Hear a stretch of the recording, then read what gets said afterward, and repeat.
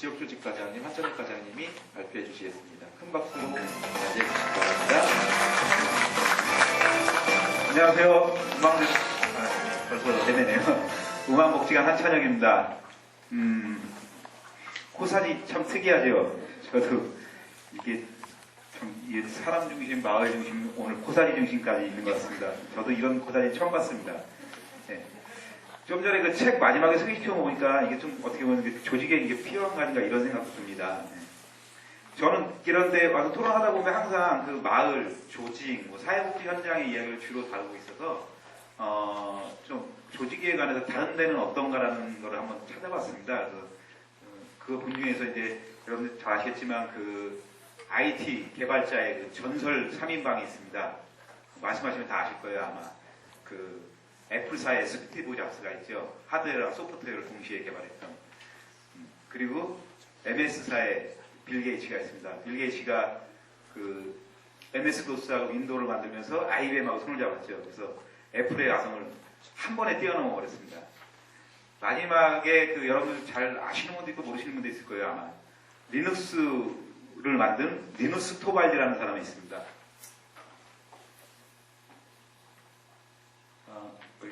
훑보기를 막 넘어가네. 네, 이 리누스 토발디가 쓴 책 제목입니다. 이게 리누스 그냥 재미로. 이분이 이거를 만들 때 그냥 재미로 만들었다고 합니다. 리눅스 기반으로 만들었는데 이분이 만들고 나서 어떻게 했냐면 MS의 윈도우나 애플 같은 경우는 그 개발자들이 다 참여한 자기네 그 조직 내 그룹이 있잖아요. 회사에서 월급을 받고 쓰는 그룹이죠. 이분은 자기 프로그램을 만들고 나서 바로 세상에 던져놔 버렸습니다. 그리고 이 개발에 누구나 참여할 수 있습니다. 언제나 참여할 수 있습니다.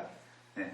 이걸 오픈소스 프로젝트라고 하는데 그때는 커널이라고 했습니다. 지금 여러분들 자주 듣는 플랫폼 개념입니다. 한마디로. 네. 누구나 오고 언제나 오고 대신 언제나 또 나갈 수도 있죠.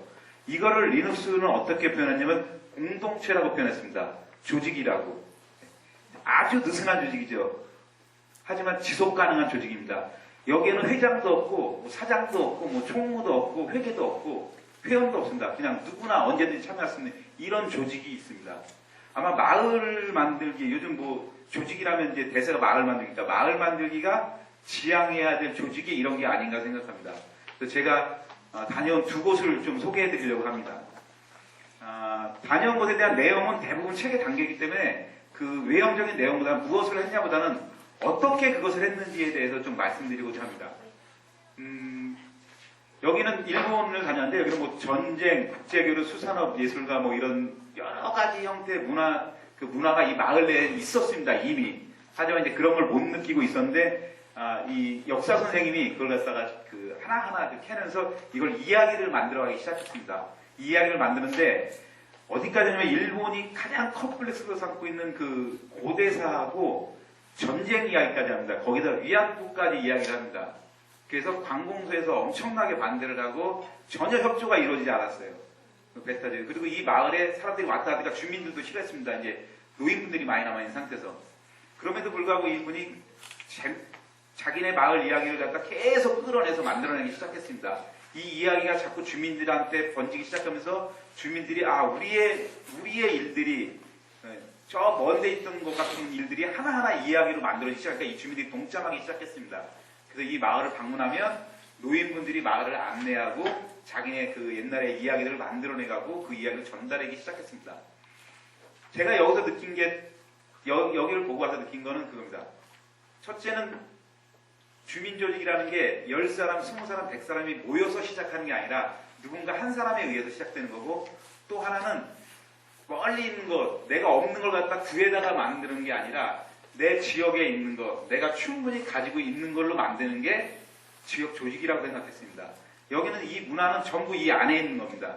근데 이 안에 있는 문화가 결국 이 안에서만 머문 게 아니었고 여기 그 유명 작가가 머무는 걸 또 복원하기 시작했습니다. 그래서 이 엠표가 모금운동을 시작했는데 그 모금은 아직은 미약하지만 전국적으로 모금운동이 가능하게 됐습니다. 이런 그 한 사람의 노력이 맺어진 결실, 그게 조직으로 이어지고 결국 전국적으로 확대되는 어떤 예입니다. 두 번째, 제가 이거는 안양입니다. 여기 요 도로가 뭐냐면 이쪽이 안양이고 이쪽이 과천 가는 아주 8차선 대로입니다. 이쪽이 평천 신도시가 자리 잡고 있습니다. 신도시가 자리 잡고 있지만 그 주변은 대부분 원래 살던 분들 좀 이렇게 어렵고 좀 이런 분들이 많이 사시죠. 여기도 마찬가지입니다. 여기 작은 나지막한 동산이고 이쪽 뭐 롤라 국제경기장이 열렸던 데인데요.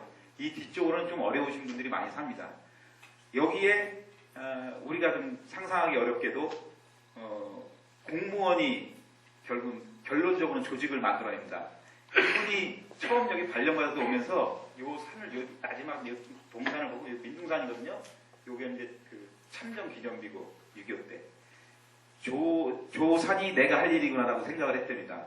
이분이 오셔서 뭐랬냐면 이분이 그 시골에서 자라고 야생화에 대해서 잘 안다고 합니다. 그래서 야생화 동산을 조성하려고 마음 먹고 하는데 주민 누구 하나도 거들떠보지 않습니다. 왜냐하면 뭐 통장님들 아니면 뭐 부녀회원들 이런 분들도 다 낮에 직장 다니고 있는 상태라서 그래서 혼자서 야생화를 심다니까 실패를 합니다. 그러니까 좋았던 거지만 또 막상 해보니까 달라서 게다가 어떤 기회가 되어 공모사로부터 200만 원을 받아서 그 전북에 가서 그 야생화를 대량 구매를 해서 여기다 옮겨시키기 시작했습니다. 그렇게 성공을 거둡니다. 이 과정 중에서 그 주민들은 전혀 참여하지 않았어요, 처음에는. 근데 동산이 만들어지기 시작하고 예뻐지니까 주민들이 오기 시작합니다. 이분이 만든 과정인데, 이것도 자료를 제가 제공받은 건데, 이 꽃동산 조성하는 모습이고요. 네. 나중에 그 시에서 날매정 세우고, 네. 날매정 오픈식 하는 거고, 그리고 여기서 이제 저희가 생각하는 게 뭐냐면, 이런 어떤 주민 조직이 우리가 전국에 취하는 게 뭐냐면, 자립을 많이 강조하잖아요. 그 다음에 협동조합이라는 뭐 수익 구조를 창출해 내고 이분이 이렇게 단순하게 이분이 이걸 시작하고 보정을 받고 주변에 관심을 가지면서 3단계로 계획을 짰습니다. 그 중에 1단계가 완성했는데 1단계에 이미 그걸 성공했습니다. 이분이 협동조합 협회 카페를 만들었습니다. 여기 찾아오는 사람들이 굉장히 많이 찾아옵니다. 여기를. 그리고 야생화 판매점을 또 만들었습니다. 그래서 판매점을 만들어서 여기는 보조금을 받지 않고도 이 야생화 동산이 자체적으로 유지 보수가 가능한 것이 됐습니다. 근데 추후에는 이제 그 2단계, 3단계 갖고 이제 야생화 동산 또 전체적으로 조성할 계획을 갖고 있습니다. 여기서 본 것은 제가 봅니다. 여기도 우리가 흔히 얘기하는 뭐 전문가도 아니었습니다. 전문가도 아니지만 내가 관심 있는 분야를 나 혼자서 시작했습니다. 그리고 내가 아는 걸로 인해서 시작했습니다. 그리고 여기가 전국에서 최초로 야생화 축제도 열렸습니다. 이분이 음악을 좋아해갖고 이 색스폰을 부시거든요. 그러니까 자기가 아시는 분들 갖고 그쪽 뭐 가수들 이런 분들 모셔갖고 축제를 치렀고 그게 계속 이어질 겁니다. 그리고 유명한 시인, 제가 시인 이름 모르는데 그 시비도 세웠습니다. 여기다. 굉장히 성공한 케이스로 잘 잡고 있습니다. 타 지역을 봤지만 제가 잠깐 여기서 우리 지역을 말씀드리고자 합니다. 제가 여기 8년 다 돼갑니다. 근무한 지가. 8년 동안 들은 얘기가 몇 가지 있습니다. 아주 못에 풀렸죠. 자존감이 낮은 동네, 살고 싶지 않은 동네. 그리고 여기가 20여 년 됐습니다. 제가 사는 것만 해도 몇 대씩 이어온 사람들이 있고, 막 옛날 얘기하고 막 이런 문화를 얘기합니다. 여기 20여 년밖에 안 됐습니다. 이 지역에 역사라는 것도 어떻게 보면 없습니다. 그리고 뭐, 아까 모두에도 말씀드렸지만, 다른 분들 말씀드렸지만, 장애인분도 많이 계시고, 노인분도 많이 계시고, 수급자가 대부분이고, 학부모가족도 많고, 이런 데입니다. 그리고 수련 유일의 연구인대 앞인데, 여기에 뭐가 있겠습니까? 근데 제가 일본을 다니면서 참 실망을 많이 하였습니다. 자기 거 갖고 하는데. 그래서 근데 저희 직원 한 분이 저한테 힌트를 하면서 우리 마을에서 한번 찾아보는 게 어떨까요? 그런 얘기를 하더라고요. 그래서 우리 마을에서 아직은 뭐 찾고 있는 중이지만 어떤 이야기를 만들어 갈까 한번 생각해 봤습니다. 우리 마을에 이게 뭐냐면 좀 어두워서 안 보이지만 이게 아낌없이 주는 나무라고 있습니다. 우리 마을에 사시는 분이 돌아가시면서 여기에 묻히고 싶다. 근데 이게 장지법상 여기에 묻힐 수가 없답니다. 그래서 그분 보증금을 가지고 요 나무를 심었습니다. 이게 좀 작아서 잘 안 보이지만 이렇게 두 개가 할머니나 뭐 할아버지 나옵니다. 여기서 돌아가신 분이 여기 있습니다. 만약에 이 지역에 정이 없고 살고 싶지 않다면, 이 지역에 머무르고 싶지 않다면 이런 일이 있을 수 없다고 생각합니다.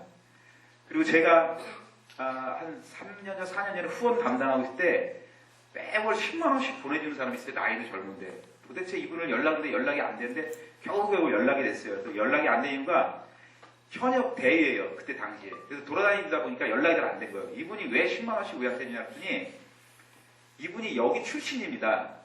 여기 출신인데 자기가 어렸을 때 그 공부방에서 배우고 사회부 선생님의 도움을 너무 많이 받고 이게 너무 고맙고 감사해서 자기는 드디어 갚는다고 생각하고 이걸 한답니다. 우리 지역에서 이런 생각은 당연히 없을 거라고 그동안 생각했습니다. 우리 동네 청소년들은 학교 빠지고 어디 가서 놀고 술 먹고 담배 피우고 이런 것만 늘 생각했고 공부방에 억지로 끌고 오고 얘네들은 도저히 이렇게 될 수 없을 거라고 생각했습니다. 근데 이런 사람도 있습니다. 우리가 찾아보지도 않았는데도 나타나는 사람들. 그리고 이분 뭐 여러분 잘 아시지만 올해 초에 금강장사 이협회한 분입니다. 우리 동네에 살고 있습니다. 다. 우리도 이런 사람들도 있습니다. 그리고 제가 엊그저께 알았지만 방실이 알죠. 방실이도 우리 동네 삽니다. 그리고 노란 셔츠 입은 사람이 부르는 한병숙 씨도 우리 동네 삽니다. 다 이렇게 우리 동네 충분히 많이 있습니다. 잠깐 또 이 얘기는 또 우리 동네 얘기는 적고요. 앞으로 돌아가겠습니다. 저희가 그 아까 리눅스 토발지를 말씀드렸고 일본을 다녀오고 안양의 사례를 보면서 제가 도대체 그럼 여기에 있는 것들은 무엇을 우리가 찾아야 될 것인가 했습니다. 거기에서 동산을 만들었다 해서 우리가 해서 동산을 만들고 거기에서 문화를 갖고 만들었던 화가를 발굴해서 그 화가의 그림을 갖고 그 마을을 서졌다 우리가 그걸 할 수 있고 이건 아니라고 생각합니다. 그 사람들의 어떤 가서 직접 보면서 가져올 수 있는 느낌이 있었습니다. 그 사람한테. 그런 느낌을 찾는데 그 사람들은 다 시작은 굉장히 작습니다. 혼자 하거나 아니면 의기투합된 두 사람 정도가 다였습니다. 처음부터 10명, 20명의 조직이 이루어지지 않았습니다. 그 사람들이 시작했고 자기가 재미있게 시작했습니다. 정말 하고 싶어서.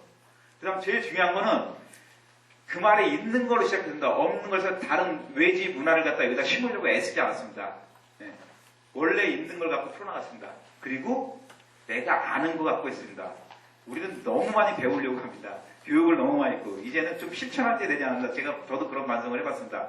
그래서 우리는 있는 거 아는 거 그리고 사례관리라는 게 있습니다. 거기다 플러스 우리는 그런데 저는 사례관리랑 조직이 관계 개념에서 봤을 때 다르지 않다고 생각합니다. 사례관리도 관계고 조직도 관계입니다. 네. 그래서 관계의 개념에서 다른 것이 아니다. 그런 생각을 할 수 있다라고 생각했습니다. 그래서 우리 같은 경우는 사례관리가 또 거기에 접합되어 있기 때문에 훨씬 더 좋은 조직을 이끌어낼 수 있다 생각했습니다. 저는 그래서 오늘부터 이제 새로운 여행이라고 했습니다. 네. 누구를 탓하지 않고 주민 탓하지 않고 나부터 출발하고 그 다음에 우리 마을에 있는 것으로 또 내가 아는 것으로 또 시작해서 사례관리와 함께 출발하려고 합니다. 이렇게 하면 다 해결될 것일까라는 고민을 해봤습니다. 제가 그 세 가지를 썼습니다. 그 고민에 대해서 여러분들한테 오늘 이거를 좀 던져놓고 싶은 생각입니다. 저는 이제 사회복지사 경계선에 서 있는 사람이라고 많이 그 얘기를 합니다. 가령 뭐 후원을 해주는 사람과 수혜를 받는 사람의 타입, 그다음 이제 뭐 보조금을 사용한다 공공과 민간의 경계선 뭐 이런 식의 생각을 많이 합니다. 그래서 거기서 또 뭐가 있냐면 그 아까 사례관리 얘기하면서 했지만 복지사들한테 주어진 그 역할이 너무 많다. 우리가 과연 복지사인가 조직가인가라는 생각을 좀 해봐야 될 필요가 있다고 생각했습니다. 네. 우리가 조직가로서의 역량을 얼마만큼 키워야 되는가. 우리는 분명히 복지사이면서 조직가의 역할을 부분적으로 해야 되는데 너무 완벽한 조직, 뭐 틀에 딱 잡힌 조직을 만들기 위해서 너무 애쓰는 거 아닌가라는 거 고민을 해봤습니다. 그리고 움직임이 보이지 않는 주민이라는 그 제목을 달아봤는데요.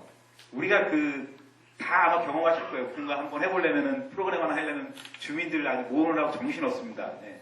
그러면 이게 주민을 모으는데 우리가 이 주민들이 이거에 공감하고 오는데 한 6개월 걸리는데 우리는 이 프로그램을 갖다가 프로포즈를 내서 실행하는데 6개월 안에 실행을 해야 되거든요.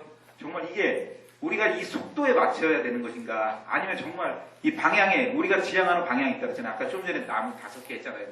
그런 나무에 맞춰서 가는데 이게 주민이 과연 어느 것을 원하는 것인가. 네. 그러면 이 프로그램 실행할 때 주민이 원하는 방향을 가는 건가 아니면 나의 그 일의 속도를 맞춰서 가는 것인가 하는 이 고민. 또 세 번째도 마찬가지입니다. 세 번째도 비슷한 건데 프로그램의 덫이란데 프로그램 기획 단계에서부터 과연 이 주민의 삶을 우리가 여기서 녹여내려고 하는 것인가 아니면 평가를 해서 그 평가의 틀에 맞춘 것인가라는 고민을 많이 해봤습니다. 그래서 뭐 이런 고민은 누구나 다 할 수 있는 거라고 생각하고요. 저는 끝으로 주민 조직은 주민을 위한 조직이 아니라고 생각합니다. 주민을 위한 조직이 아니라 주민이 하는 조직이라고 생각합니다. 네, 오늘 발표는 여기까지 하겠습니다. 감사합니다. 네, 수고 많으셨습니다.